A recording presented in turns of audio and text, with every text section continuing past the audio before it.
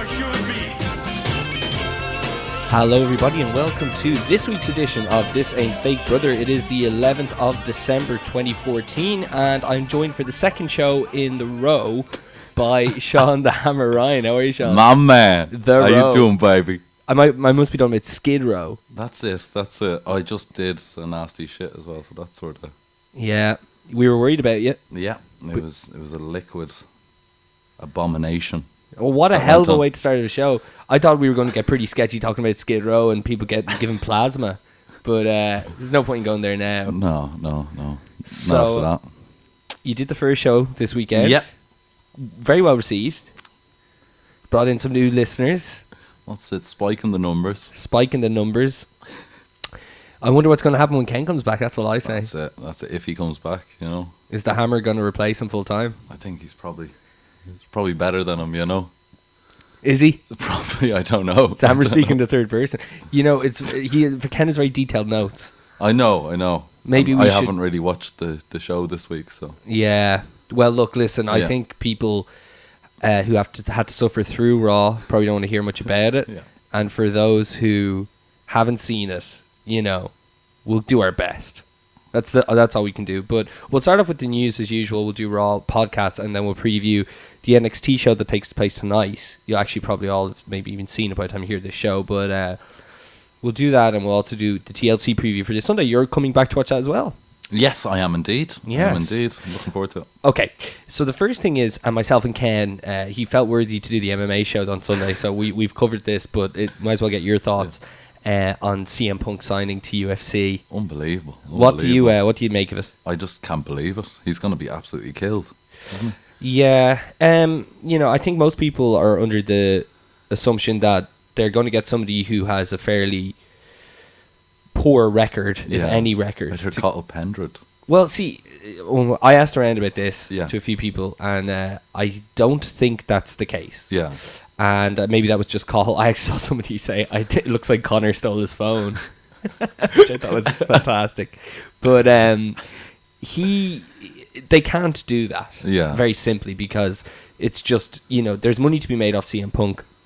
And I don't think they would do this with CM Punk if they didn't want to. Get murdered however you put him in against. Like, I was listening to him there on Fox Sports 1, talking with him, and it doesn't seem like he has like much expertise at all in it. Well, he doesn't. Outside of like a few he was saying that he's sparred like very infrequently, like only a few times. Like he's done full force sparring. Yeah, I think he said like he sparred with his friends, which isn't a good omen. No.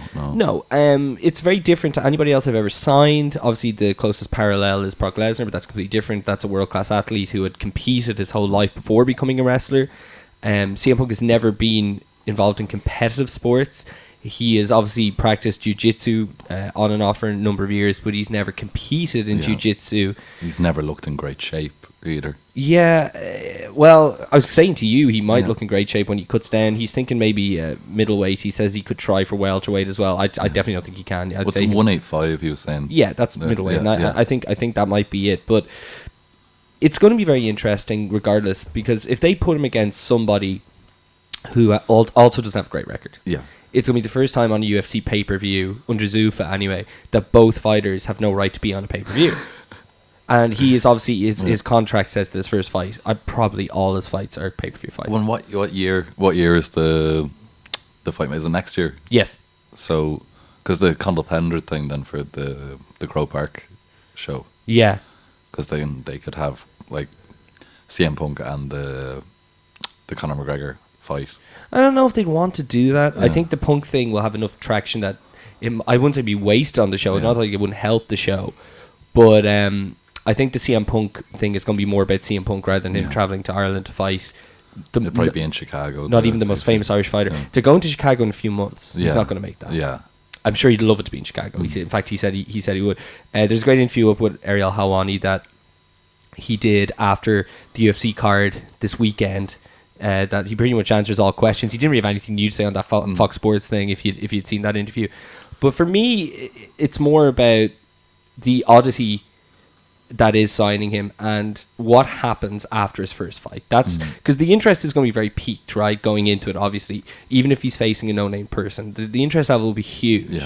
And I just don't see what you do whether he wins or loses. Well, if he wins, you would expect him to go against somebody better, and then you've got the inevitable. Like with Carl Pendrick, like he seems to have scraped by in all his fights. Well, look, his record is like 15-2-1 or something. You know what I mean? And the fact is, he won. He's been winning in the UFC. And that not the last fight, but he's been winning in the UFC. He won it here in Dublin against King, and there's just still no comparison. You know what I mean? Do you think it'd be really transparent if they do put in CM Punk against someone who is like fucking Spider Rico from the first Rocky film? Yeah, I do, but at the same time, I don't know if they have other options. It's a weird one, but just going back to my point, he said that.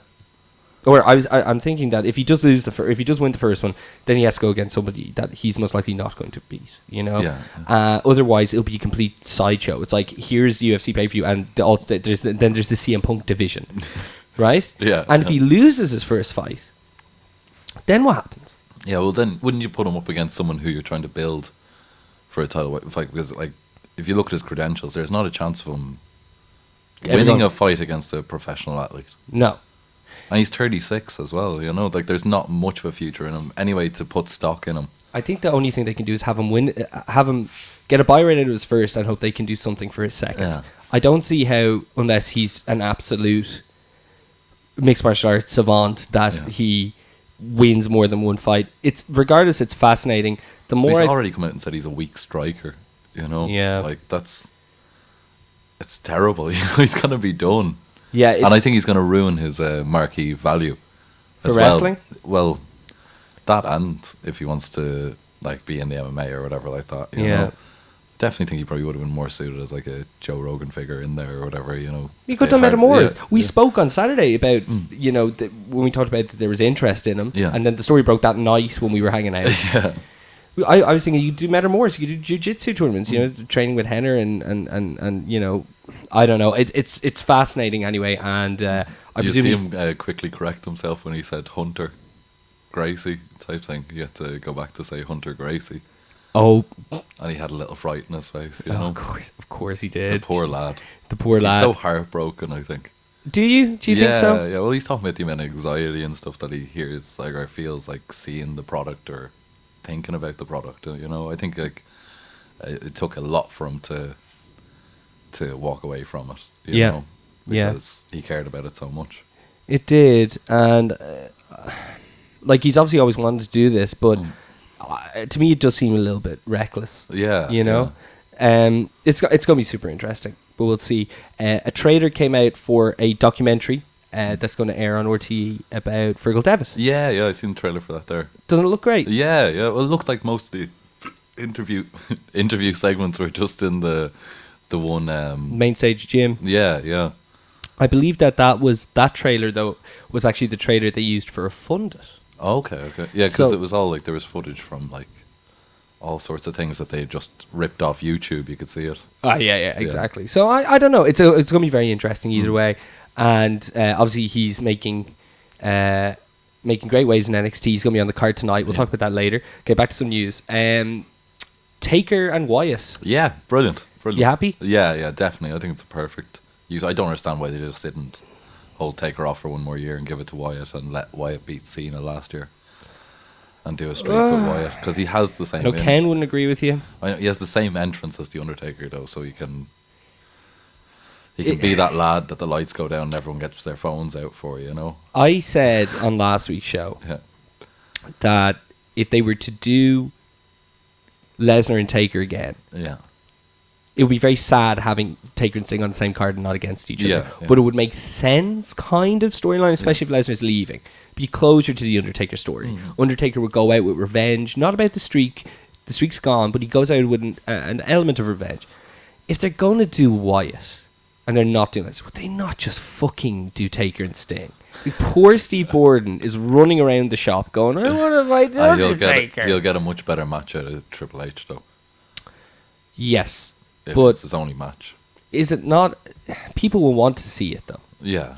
Like, look, Hogan and Rock wasn't a good match, and I'm not saying it has the marquee value of Hogan and Rock, or it will have the crowd reaction of Hogan and Rock. But what do people want to see at WrestleMania? They want to see the two of them make their entrance for 8,000 people and look at each other. Yeah, well, that's like what they want. Well, you'll have that thing with like all the lights going down twice in a row or whatever. It will feel like a big match. Do you think that's so? Happening. Yeah, and I definitely think that there's like storyline wise, they could have like say Wyatt hunting out the Undertaker or something like that. You know, like calling him out, going in search for him. Yeah, like and do like those comedy sketches where they go to like a graveyard.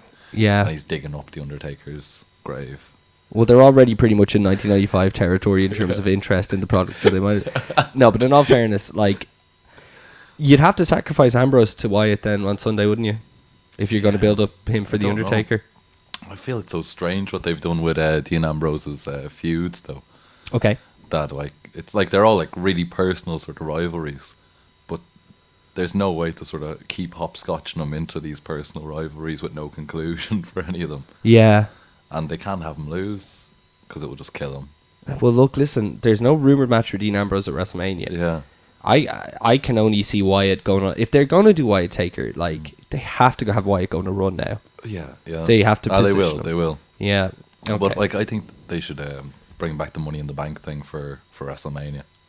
It would help. Yeah, well, like, they could throw all those lads into it and they could all steal the show. Like it was. It just doesn't make sense to me that they don't have like a big spot fest on the WrestleMania show every year. Yeah, it was great. You know, at least it was weird. It was a strange time for WrestleMania because it was when they were almost exclusively doing stadiums for the first time ever, and you were guaranteed at least one good match, and that was nice. It was nice to have that in the big show. You know, it made sense. Did you see that thing they put up of John Morrison? You know, the and Lucha Underground.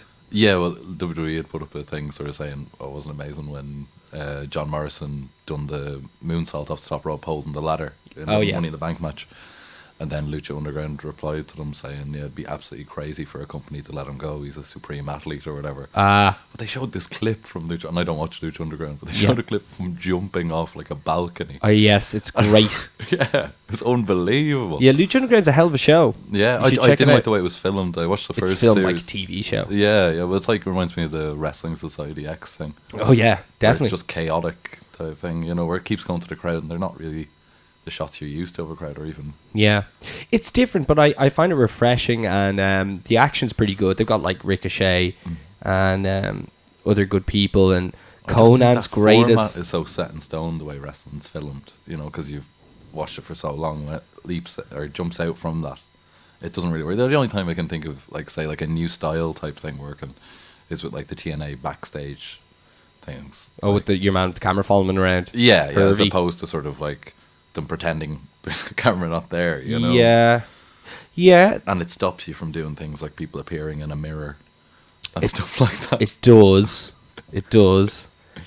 Conan's great on Lucha Underground. As like this old... See, he had a hip replacement recently, so he's legit on a cane as well. So he's just like going around going, my man. It's just, he's great. I like that. No, I do like the backstage segments or whatever, looking like, you know, American TV show type thing. Yeah, you know, it's definitely different. But for those of you who haven't given it a try, I'm sure you can hunt it down somewhere.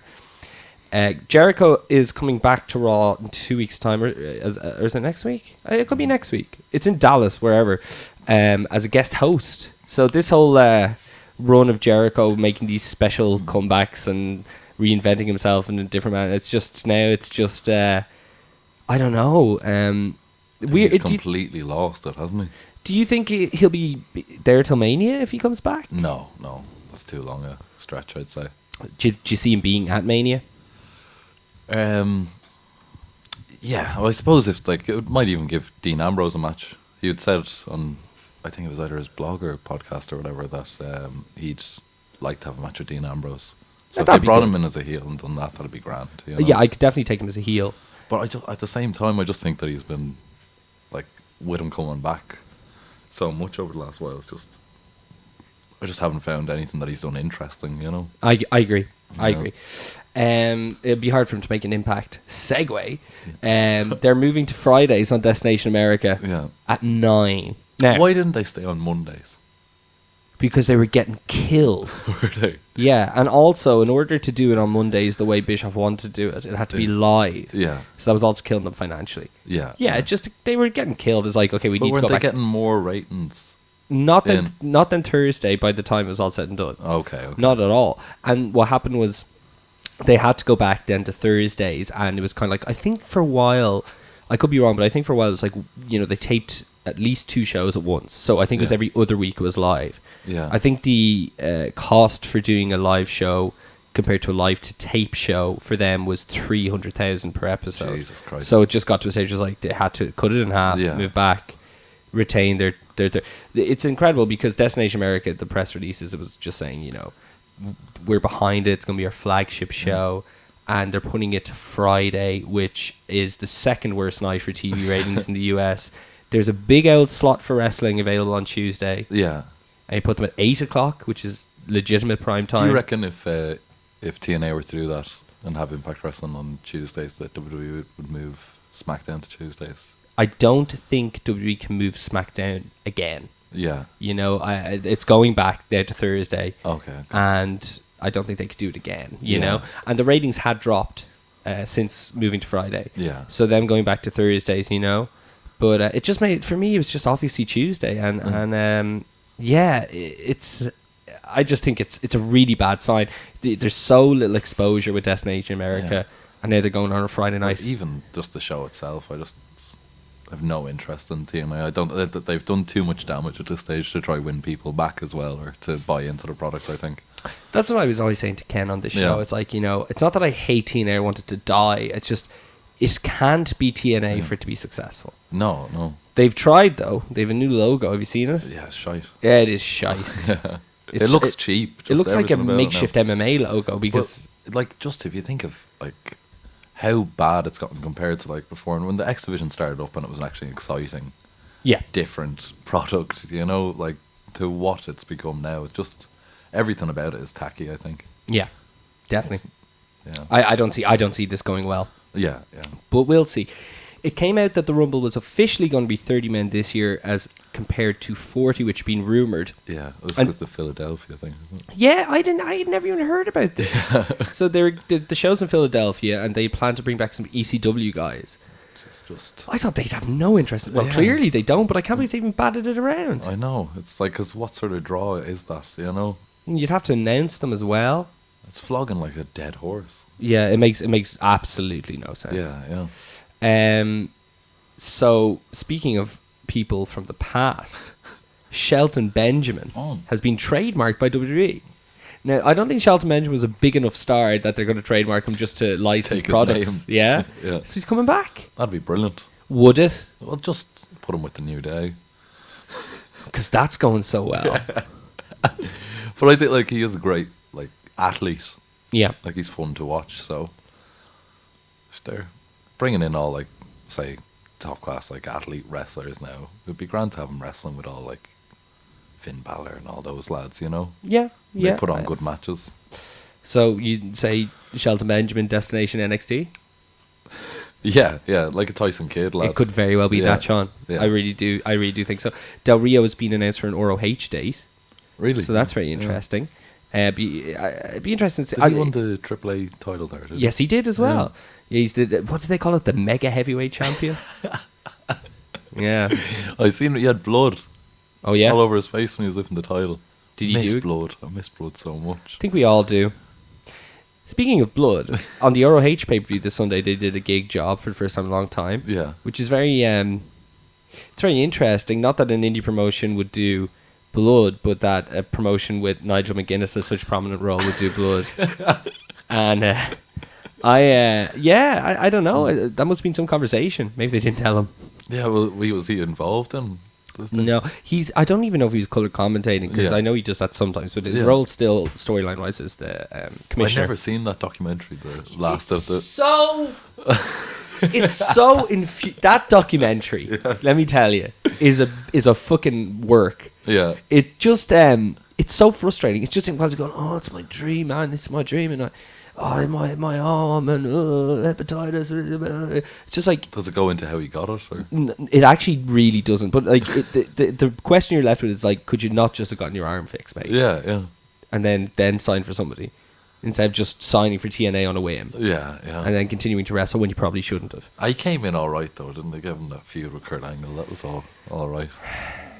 Listen, Desmond Wolfe. Do you remember it though? Because in theory it was great, but then they had their first match when he went over. They did that really dodgy camera cut. Do you remember? No. It's like he's staring at away from the hard cam, and he goes to put his arms up to do a pose where he does his lariat, and it just does a jump cut to him staring at the hard camera. Then going next flip, going ah! And then he beats Kurt Angle. It's kind of like you couldn't have fucking hurt this guy more in putting him over Kurt Angle. Oh God, I don't know. Vince McMahon has sold a good deal of his stock. It was like 8.5 million or something. Yeah, into his personal account. And his personal account supposedly now is 440 million. Is this why he doesn't care? Because he's a very rich old man. Yeah, because is that it? I'd say so. Well, like I just think he's stubborn, and that's why he won't go away. Yeah. Like you've seen him in the Austin podcast saying that he could lift more than Austin in the gym and stuff like that. He is a very stubborn man. Yeah. Speaking of which, there's something here on Raw that is attributed directly to Vince that had everybody in the world scratching their heads, and in Ric Flair's case, scratching his forehead with a razor blade. Out of pure and utter bafflement. Okay, so we'll get that. This was the Slammy edition of Raw, and it's the go-home show for TLC, or whatever the fuck it's called. And it's worth noting that the Slammies over the last couple of years have done the best rating against football season. Oh, okay. Because it's the Slammies. Yeah, and it used to be, it's 3 hours. So that first off doesn't help anymore. It's not a cool thing to have a 3-hour special anymore, but this show did awful. Yeah. It's their second worst rating of the year. Really? Yeah. And people like are fucking Seth Green, and I don't remember the last time he was relevant. People in the States still love him. Really? He's obviously the voice of Chris on American Family Guy. He has Robot Chicken is one of the most successful Adult Swim shows. Yeah. If you're he doesn't interest me at all. Geek Godfather. He doesn't interest me either. But as far as people they're bringing in every week, it's just consistently ridiculous. When they were doing the Raw guest host in 2009, I remember he was actually one of the better ones. But they had like Bob Barker and all. They had all brilliant people. But come on now, that's what everybody says. They had brilliant people. They had Bob Barker. And they had Shaq. Yeah. That was it. He was number 3. Jesus. Piven might have been up there if he didn't call it Summerfest. And that's put him up in my books now. Fucking Piven. All right. So the show kicked off with Michael Cole promoting that John Cena is finally going to get his hands on the Big Show. After every single year. Yeah, after every single year, yeah. WrestleMania 20 was 11 years ago. Okay. So Seth Green came out and he seemed a little nervous. The Miz and Mizdow interrupted him. The crowd are going crazy for Mizdow. Miz told Seth that he's an A-lister and that he should be put in Seth's next project. And Seth said he sees an A-lister, but he's talking about Mizdow. So they said that it's going to be the awesome moment of the year, Miz's Award. They announced the nominees, and I actually don't have the list of nominees in front of me, but they did this weird thing that I've been doing the last couple of years, where they did the nominees and then they just went to the ring, and it's like entrances didn't really happen. There was just like people's music in the ring, and then it would cut back, and this really disjointed feeling, I thought anyway. So he'd set beating Dolph when Joey Mercury caused a distraction. Just you couldn't have done any worse with Dolph coming out of Survivor Series, in my opinion. Yeah, I just don't think that they have any direction or want any direction for him. They're happy to have him there as a lad who can have good matches. I think that's all they look at him as, especially with the concussion stuff. I suppose that completely changes their perspective on people and makes them look at us weak.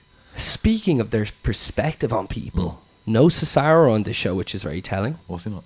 It's an interesting one. I have a weird daydream theory that I had today about this. Yeah. So I feel that Vince obviously was very aware that he's public about Cesaro. Yeah. And Vince thinking about, having an interview with Austin, rolling back the years, thinking about, people standing up to Vince, wanting to grab the brass ring. I bet Cesaro didn't go near Vince once. Yeah. And because of that, no interest. Not on the show. Now, that's completely me guessing. But well, you can imagine that being true. Yeah. Or he did confront him and Vince was just upset. So, after the match, Seth Green revealed that Sting was awarded the This Is Awesome. The names of these fucking awards is something else. The This Is Awesome award for the main event of SummerSlam, for his debut, essentially. And when Seth announced that Sting wasn't there, the crowd started to boo, but they had cleverly planned that Seth would just interrupt him and stop the heat based on Sting. Seth accepted the award for Sting and said he doesn't deserve it and I do. And he was going to win all the awards tonight. He was nominated for a couple more within the Shield, but would you rather see Seth Rollins versus Sting than Triple H versus Sting? No. Sting has to face somebody from that era. Yeah, he has to face somebody that you would have wanted to see Sting face. Yeah. You know, that's I think that's it with Sting. You know, because he's not going to appeal to new fans. You know, Yeah. But there is people who don't watch wrestling anymore that even if they hear Sting and Triple H, they'd be like, "Oh, finally, Sting and Triple H." That's it. It's so far gone now at this stage, though. And that's why you need to Sting and Undertaker. Just Sting, though, you know. Are you not excited about Sting? No, I just think it's too late. It's too late at this stage. Would it have been too late if it was Sting and Undertaker still? Not last year. Not last year? Yeah. Probably. I'm very interested to see how he moves around in the ring. Like, when he did duck that punch from Hunter at Survivor Series, he looked lightning quick. So I was pretty impressed with that. It was like that sort of thing of, like, you know, every year you were hoping that he was going to come in when the TNA contract was coming up. And then, and then that just went to sort of not caring if he came anymore because he was sort of getting on in TNA anyway. And he was like an authority role in TNA near the end as well. So it was like there was nothing really exciting about him anymore. No, it's definitely lost its luster a bit. Yeah. And if it wasn't for the fact that he's the only big WCW star to never come in, it wouldn't mean a thing. It has definitely been hampered by the amount of time that's passed since people got excited about him first. Like, do you remember that year that the Undertaker had the vignettes with the little cabin thing? In 2011. Yeah. WrestleMania 27. Like, that would have been perfect. The year they wanted to do Vince and Dana White. I heard Dana White talking about that. It's incredible. Yeah. They want to do Vince, Dana White and Lesnar Taker. Is he ringing him up in the middle of the night saying that he wanted to fight him? The way Dana tells the story is like Vince worded it to him as if just like that. It wasn't like, you know, we come and make some money together, we'll get you trained up in FCW, and it was like, I wanna fight you. God, topless on the other side of the phone. God damn it, there'll be 80,000 people. Slapping his chest. Kofi Kingston beat Stardust. This is probably the best match on the show. Kofi Kingston beat Stardust with a high crossbody. Woods, Big E, and Goldust all ringside. It's obviously like building up to the pre-show match. Then Lillian Garcia announced John Laurinaitis, and I don't know why, but I was excited to see him. Really? Yeah, and then he opened his mouth. That goes to show you how bad the show is. I think so. Yeah. He came out and he said that it was time for People Power to return. And speaking of returns, he gave the nominations for the surprise return of the year, which Sting was also nominated with, among others. Warrior, of course, won it, and because he is no longer with us, a video package accepted the award on his behalf.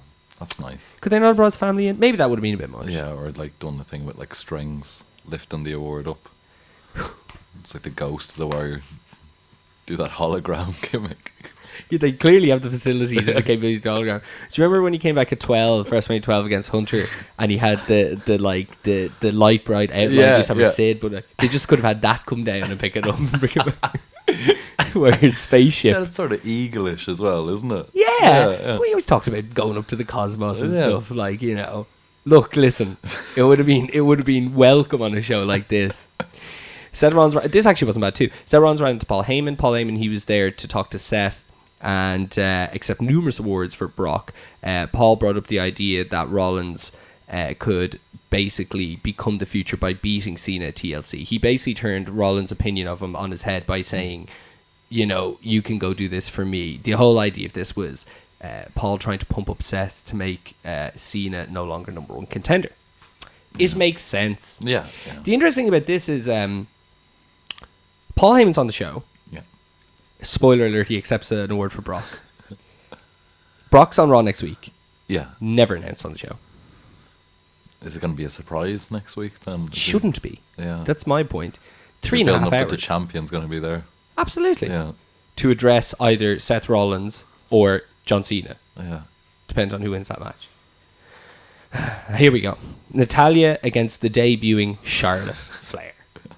She comes out and now her gimmick in... Jesus Christ. Her gimmick in NXT is that she's not Ric Flair. Yeah. Okay? So she has the figure 8 and she's a fantastic athlete. Not that Rick wasn't fantastic. Well, he wasn't a fantastic. He was a good athlete. Yeah. So she comes out and she starts wooing. Yeah. That's the first thing. And she doesn't seem to actually get the woo until the end, till she's down at the bottom of the ramp. She has a few failed woos up the top. And during the match with Natalya, she puts on the figure 4. Yeah, yeah. She goes to put it on again, and Natalya beats her. So this is just unbelievable. Yeah, well, apparently or something like their time got cut as the show went on. Doesn't matter. But like, it seems like because that seemed to be the segment that they were promoting the pay-per-view thing tonight, the takeover thing.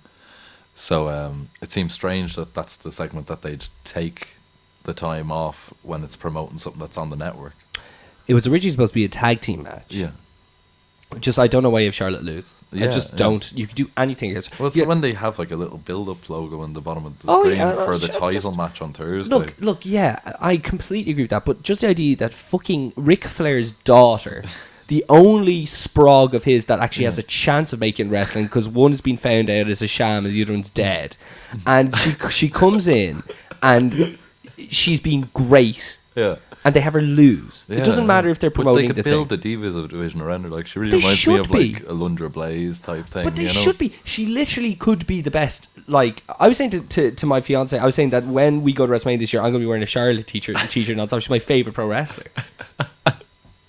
So word is that this is completely and utterly Vince's decision. And we'll get to it in the podcast section, but Triple H did a conference call, as he does before every NXT special. Yeah. And without really saying it, he kind of said, "This, I wouldn't have done this." Yeah, yeah. So maybe Trouble in Paradise there, but it was just ridiculous. Yeah. It was ridiculous. And it's not like they're really featuring the idea that like Tyson overshadowing Natalya is a big storyline on Raw. He does it, but there's no promos about it. Yeah. There's no interviews with either of them. Tyson's just their character. It's just their character. Tyson's not going out there and winning matches. Yeah. I just died. Yeah, I died after this. Well, it just makes no sense, especially just like going back to like the fact that it's the network that they're trying to sell and shill all the time. That why wouldn't you promote something that's predominantly on the network? Like if you're bringing, say, someone who's like one of the figure points of NXT onto Raw, and then having them job in like 2 minutes or whatever like that. What's the point? Exactly. In promoting it at all, you know? Yeah, it was just Vince swinging his Mickey and Triple H and Ric Flair's face. And Charlotte, which is damn sexist if you ask me. That's it. Santino came out and presented the award for OMG Shocking Moment of the Year, or OMG Award as he called it, because that's what Santino does. Brock Lesnar beating the Streak was the winner, of course. And Paul Heyman came out as the acceptance speech. As he was giving the speech, the lights went out and Bray Wyatt came out. There was no interplay between the two. They kept Heyman's speech short and simple. He came out and... Do you reckon that was a hint then towards the Mania match between Wyatt and Taker? Yeah, not really.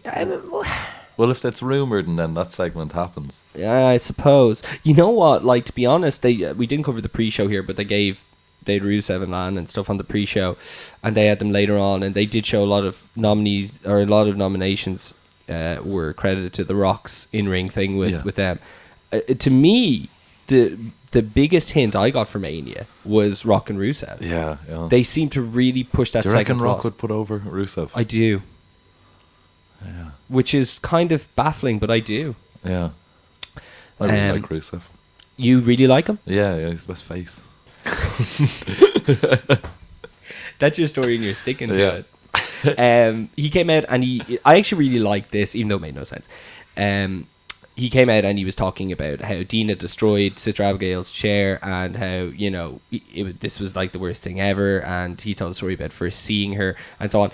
And then an ambulance backed into the stage area and the lights were still completely dark from Bray's promo, and then the back door of the ambulance opened up and there was the brightest white light one had ever seen, shining behind Dean Ambrose as his music hit and he tore a neck brace off. As we said in the show last week, ruptured larynx would cause a man not to be able to speak for 8 months, but he was grand. He ran down and he came to the ring, and they had a quick brawl, and then he tossed Wyatt and then got on the mic, and he could. I did really like this promo. He was just screaming his head off. Just got to rip your face off. I really like that. Now, this doesn't. Did they have all like fog machine and stuff like that coming out of the ambulance? Yeah, there was a white light. It was the brightest thing you've ever seen. Like if you were in the farthest corner of the arena and you were looking that direction, all you'd see is white, and the arena was blacked out, and there's smoke coming out, and you're just standing in the frame of the ambulance door. That sounds brilliant. It was great. It made no sense, but I loved it. Like I don't. Nobody's talking about it, but you know, I can understand why people are very disillusioned at the moment. Yeah, so that was their segment. Jerry Lawler was on stage to announce the Diva of the Year, and AJ won it, and there was a hugely horrible moment where AJ came out and creep pervert professional Jerry Lawler motioned to give her a hug, and she kind of like tucked her head into her neck and just kind of tapped him on the back. Oh, Jesus. And Jerry Lawler celebrated this as if he had actually got to touch her against all odds. It was like, hey! So AJ cut a very kind of believable promo where she said she was going to reinvent the Divas division, and she did, and she hopes next year somebody like Sasha or Charlotte or Paige, who she's been feuding with on top, wins the award. So definitely a tip of the hat to the idea that she wanted somebody who genuinely loves wrestling rather than the current crop of models, and that she's going to be good. That is something I definitely thought. Yeah, definitely. She's saying that. Yeah, she did then say though she was still queen and stuff like that, but it was I think it was a subtle hint. Backstage, right, when they were announcing the award, they had all the nominees lined up in a row, and for some reason when AJ was announced, Titus O'Neil in a full maroon suit came into the background to give commiserations to the losers. He was like, I'm sorry. I was like, what? To all the women? Yeah. Oh, that's amazing. Titus. One Titus. That's what he should be. He should be the liaise between the authority figure and the women. He has to be treated like an NBA player or something like that. You know, like an MVP. Absolutely. He could pull it off better than MVP. Yeah, definitely. I do like Titus. I think we all like Titus. Yeah. Backstage, Renee Young asked John Cena about his match with the Big Show later on. Cena basically started talking about the brass ring stuff that Vince has said and how everyone has to step up, and he's going to step up. Just after Vince cutting that promo in the Austin show, the last person we need to talk about making his way through the glass ceiling is John Cena. You know? Yeah. I was just like, could you give this to Cesaro? Like, well, last week Vince said something about a brass ring. In fact, he mentioned me by name. No, John Cena will talk about it. So Eric Rowan just faced Luke Harper. Yeah. No build-up, no feud. Now they're fighting. It's ridiculous. This was like super duper quick.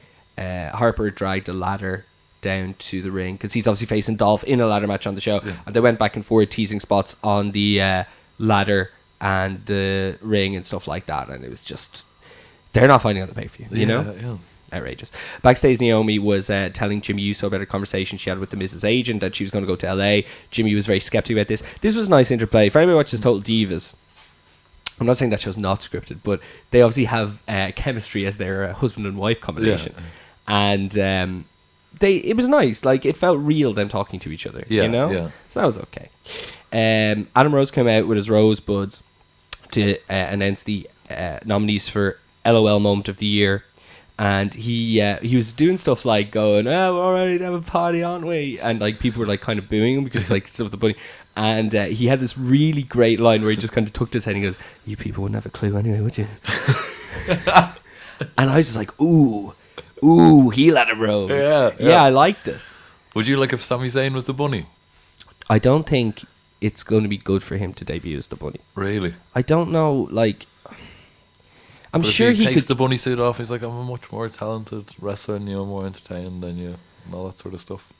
If they'd unveiled the gobbledygooker as Hector Guerrero and said, look, I'm actually way better than this, would he have gotten over in 1989 WWF? Not. This is it, my friend.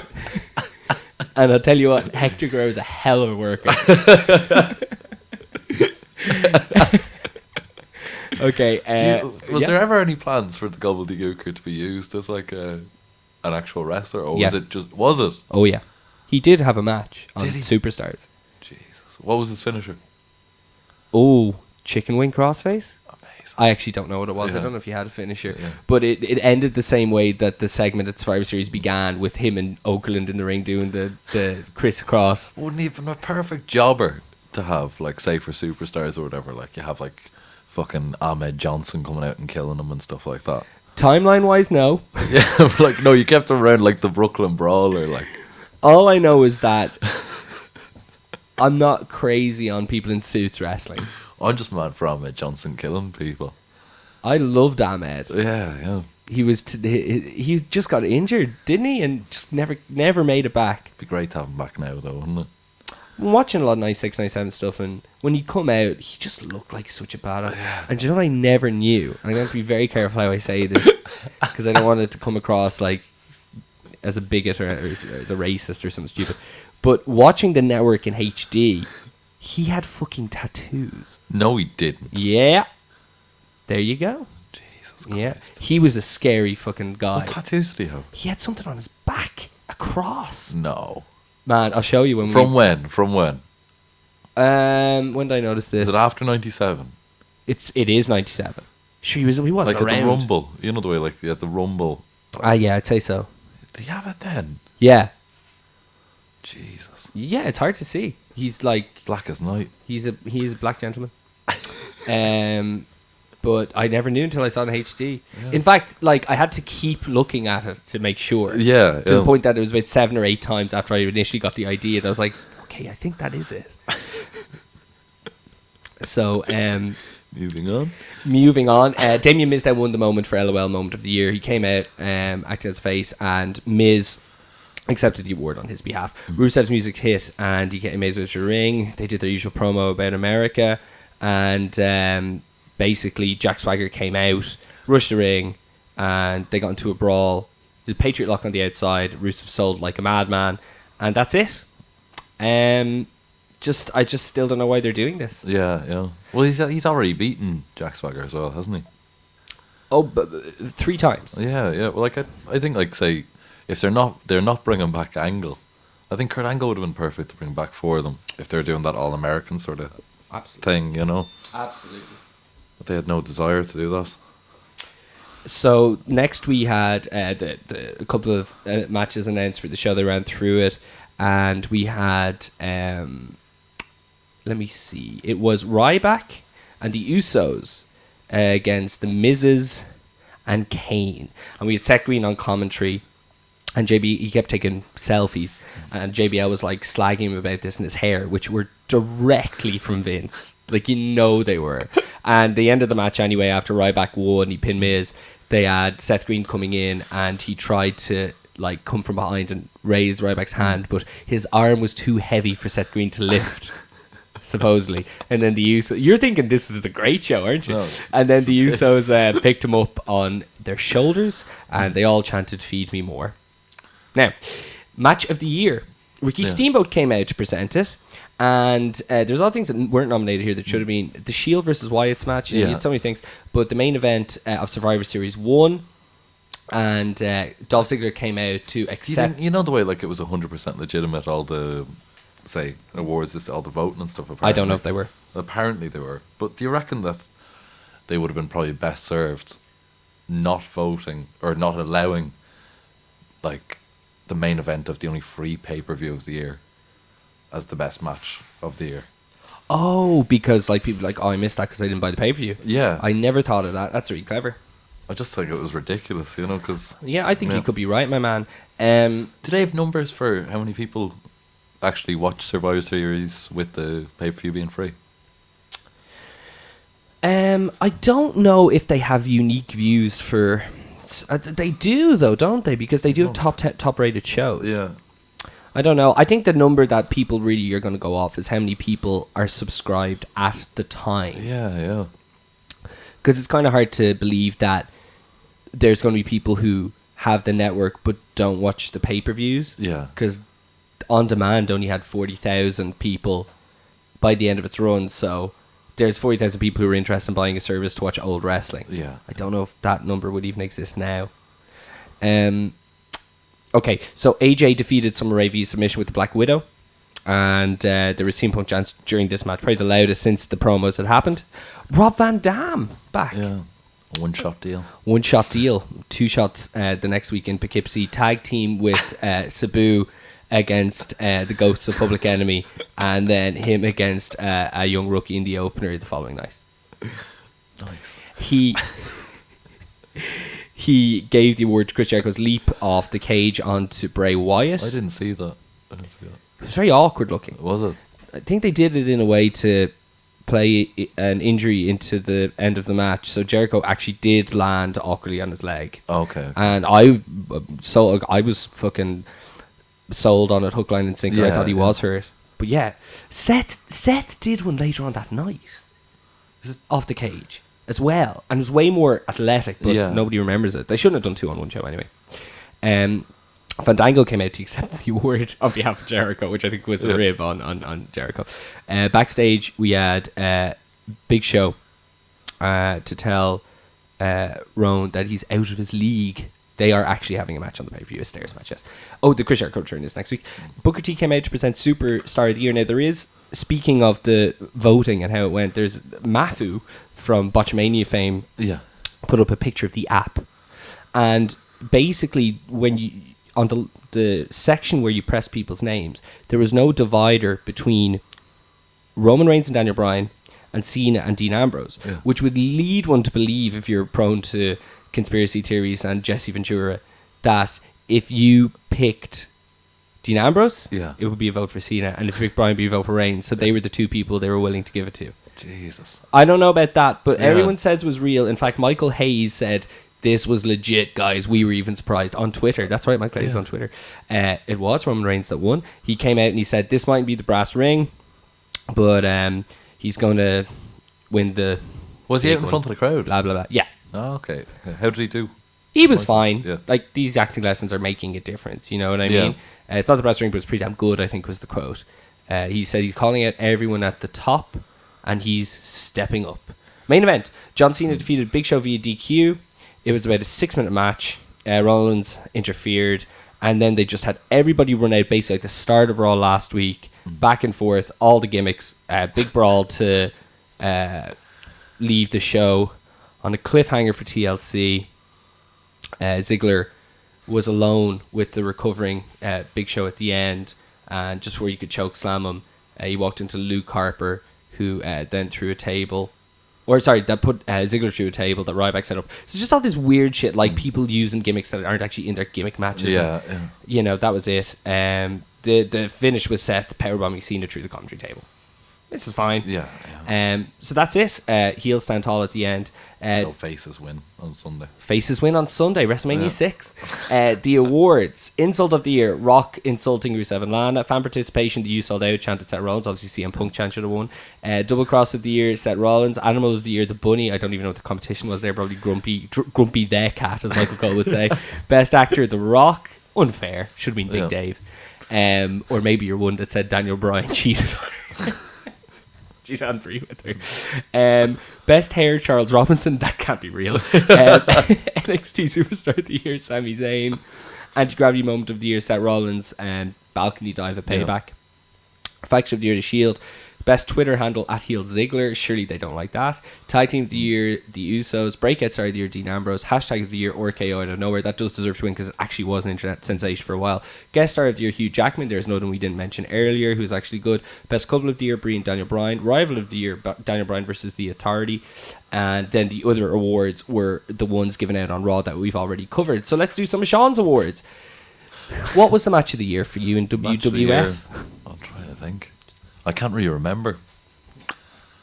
I don't think there's been a lot of great matches. I think the first Shield and Evolution match was great. I think that... seeing Daniel Bryan win the title, I'd say as a moment for afterwards, that really felt like something main special. Event Mania, you know? I think it was about 4.5 stars in my opinion. Yeah. Luke Harper had an incredible match with John Cena on Raw, I remember. I wouldn't say it's up there, but it just comes to mind. Triple H and Daniel Bryan was a very good match. Shield versus the Wyatts at Elimination Chamber was incredible too. I think there was that was awesome. That was the first time I thought like Roman Reigns could really be a star. I remember when he's getting ready to do the spear or whatever. You could just see it in his eyes or whatever that you could. He's money. Let's do a few more with you, will we? Yeah, sure. Okay, let's see. Best hair. Fucking Lana's is pretty good when she's got it all tied back. not a fucking gee hair out of place, as Steve Austin would say. I think the lunatic fringe. Seeing as it's his gimmick. Seeing as he's hanging on to it for dear life. Okay, let's see. Best actor. The Rock. Hunter. Steph was brilliant at that. The moment when the Authority lost, I think, was unbelievable. She's great. Breakout star of the year. See, this is a hard one. You give it to Dean Ambrose, like you might as well give it to Dean Ambrose last year. You know? Yeah. I guess it's different because they're on a single. It's actually breakout star of the year. It's hard. It's hard if the criteria is looking past NXT. That's kind of hard to say. But they don't make new stars, so it's sort of impossible. Who in 2014 was a breakout star? Who in 2014 main evented that in 2013 you would have said no way they could main event? I literally no one. Right? Yeah. I'd say Dean Ambrose. I'd say Bray. Bray. How was Bray doing in 2013? He's dropped since. He's less exciting, I find, since. Yeah, well, if they're going to do him and Taker, they're going to have to heat him up. Ever since Mania or whatever, he's been sort of poor. Ever since the Cena feud, that's when he really dropped. I don't think we could argue with the Sting and Warrior awards that they actually gave. AJ being Diva of the Year. If they let her speak like they used to, maybe. I don't know. I'd prefer Paige. I prefer Paige too. Yeah. Let's see. Superstar of the Year.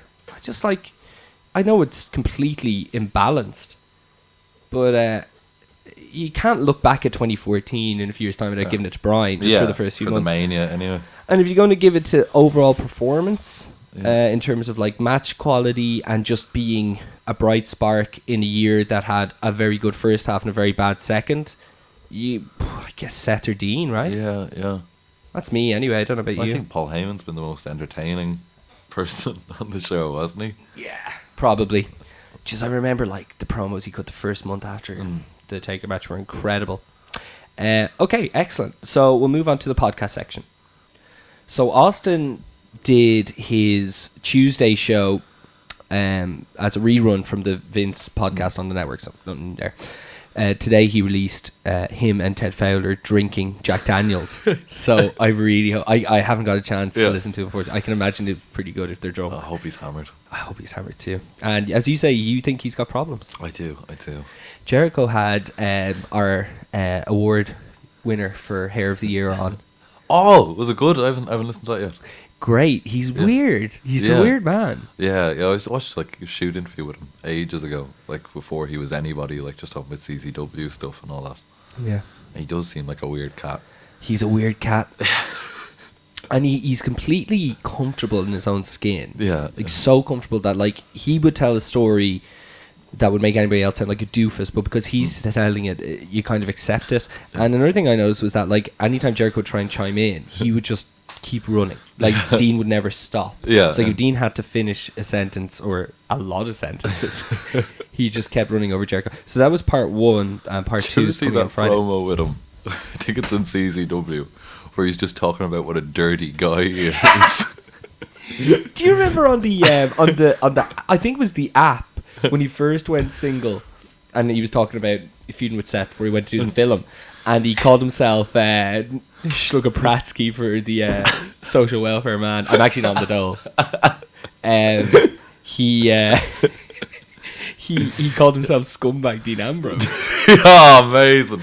And I was like, oh my god, is this going to be his gimmick name? But he was saying that he was such a dirty guy, that he's the kind of guy that goes to a bar and gets drunk and fucks a fat bird and stuff. It's like, one Dean Ambrose. Yeah, he didn't tell many stories about drinking, but I know, like, obviously him and Jericho got on quite well during the European tour. This was when it was recorded. And there was a picture on Jericho's Instagram of like the back of the tour bus, and it's him and the Usos, and they've got like a bottle of vodka, and they're all like monged faced, except for Dean Ambrose is sitting in the center of the very back seat. He's just so stoic. It's just like no selling it. Jim Ross had Sean Waltman on. I'd say that's pretty good. Yeah. I haven't listened to it yet myself. And Piper had a special episode called Villain to Villain with him and Austin Aries. Oh, okay. Yeah. I don't know, but I just can't listen to Roddy Piper talking shit. I don't know if I could listen to that one. You've heard about the misspellings on the other podcast. Samoan Joe. Samoan Joe and King Kamala and the Gangrel.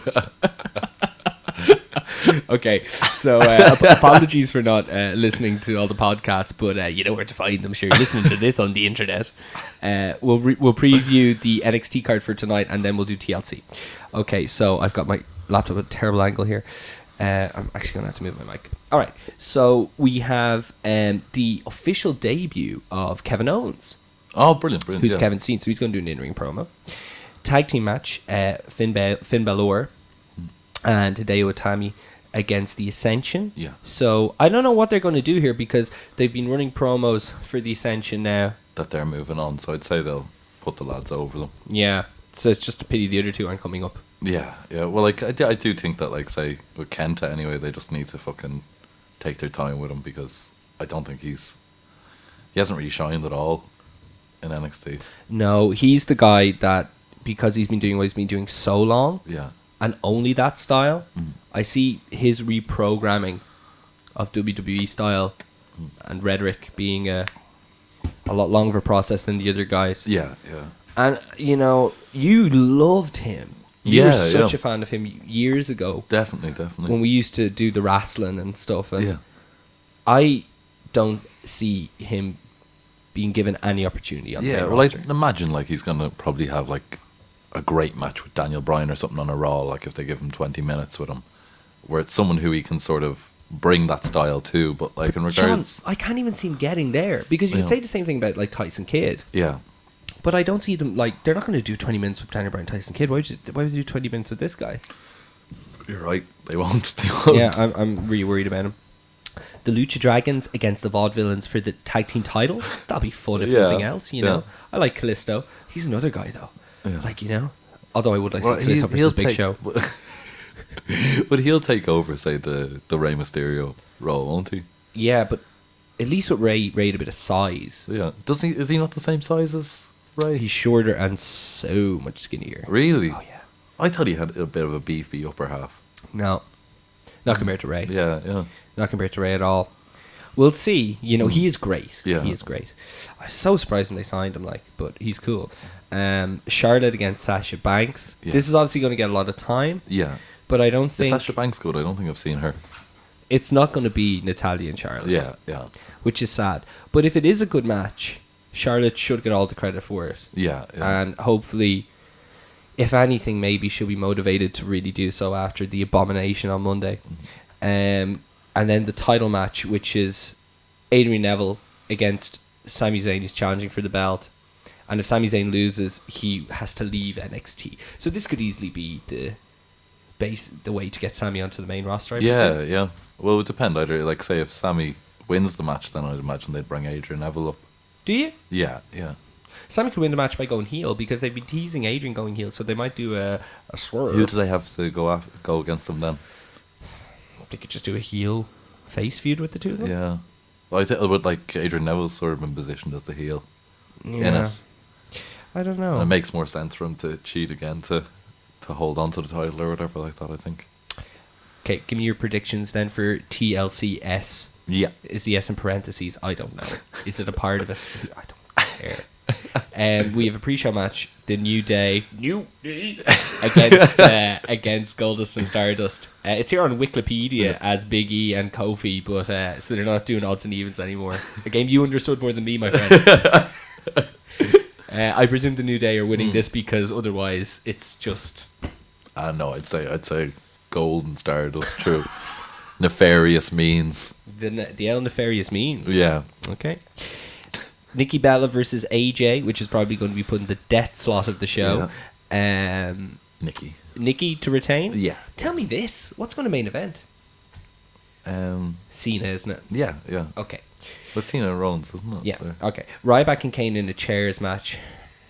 Deary me. Obviously, Ryback's going to win. Well, do you reckon they might do Wyatt and Ambrose last. Because it is the TLC match. This is what I was thinking, because you can't have, like, you know, elements of the TLC match, then the TLC match, and then another element of the TLC. Yeah. Well, it's like an ambulance match as well now, isn't it? Did Ambrose say something about, like, one of them's going to have to leave in an ambulance? I think he just meant that figuratively. Yeah, definitely. That would be a lot of things. Can you remember the snip from the Hogan Flair match at Uncensored 92? No. Okay. I'll do my best. Okay. Barbed wire, steel cage match, no pinfall, World Heavyweight Championship. If Flair loses or Flair wins, he's the president of WCW, I think. Jesus. I think. There might have been First Blood in there too. I don't know. We have Miz and Sandow against the Usos for the Tag Team Championship. Yeah. I would keep it on the two of them, because you can work the dynamic that they love of having feuding tag team champions, I suppose. Well, I'd say they'll have, like, Naomi cost the Usos the match by accident. Yeah. She'd probably have to be involved, wouldn't she? Yeah, she'll do it by accident. Oh. Yeah. Okay. In another match that's going to be the... it's fucking Noel. Another match that's going to be a bit of a stanker. Yeah. Eric Rowan and Dos Big Show. I think that's going to be fucking classic, man. Yeah? Yeah, the stairs. You think there's going to be some, like, hard way in it? It'd be very reminiscent of Cena and Lesnar from Extreme Rules. Yeah, like fucking Big Van Vader versus Dr. Death, some sort of fucking vibe there. I'll get off it. Did you ever see any of the Big Van Vader, Big Boss Man matches from WCW? No. You love them. Really? Sure, we'll watch one tonight before NXT. Yeah. Sloppy as hell, but they were just beating kicking the fuck. Yeah, superplexes and what's happening? It's bad talking, man. Rusev against Jack Swagger for the umpteenth time for the United States Championship. Rusev. And then the co-main event, Dean Ambrose versus Bray Wyatt in put your opponent on a table and shimmy it into an ambulance match. Who do you see winning here? Wyatt. Yeah. You know, if we hadn't have had this conversation about The Undertaker, if the Undertaker rumor hadn't happened, I would have prayed to Almighty Bowser that Dean Ambrose was going to go over, but it just doesn't seem like what they'll do, right? Just to hotshot him in the next feud as well, maybe have like an interference type thing as well, you know? Again. Exactly. Yeah. Okay. And main event, John Cena versus Seth Rollins. I suppose this could go only really one way. Unless they... No, they have to do Cena, don't they? It's Randy Orton running in, isn't it? Yes, actually, Randy Orton has been heavily rumoured to make his proper return at the show. So Randy comes in and costs Seth the match. That's weird. Yeah. Or at least Randy maybe comes in and neutralises the J&J security. Yeah, well, if they have Cena win by... Say if you have, like, overbook it to bits. Sure. They have all the lads down there all trying to make Cena lose. And then Randy Orton comes down and just starts to RKO and everybody. Yeah. Helps Cena win and then RKOs him afterwards. Could very well happen. RKO and Cena. Yeah. I think they are going straight to Randy and Seth, aren't they? Yeah. They kind of have to. Make sense. Okay, well, thanks everybody for listening. You can catch this show and any of the other This Ain't Fakes in the archives at thisaintfake.com, and you can also tune into 103.2 FM at 4 o'clock this coming Sunday to hear myself and Ken talk about all the goings on in mixed martial arts. Those shows are also available at thisaintfake.com in the archive section. Sean, thank you for doing the show again. Not a bother. Enjoyed it. I'm glad you did. I'm going to put you on the spot here. Yeah. After previewing TLC and talking to us about 2 weeks of the build-up, is there any chance that we might have a 3-way dance on next week's show? Yeah, I'd like to. Okay. Yeah. Obviously, schedule permitting. Yeah, of course. Okay, thanks everybody for listening. If you've enjoyed the show, please do share it and tell people about it. We enjoy doing it, and we enjoy doing it even more when we know more people are listening. Any feedback is always welcome, and until then, myself and Ken will be back this Sunday on Dublin City FM. Fucker in the busy.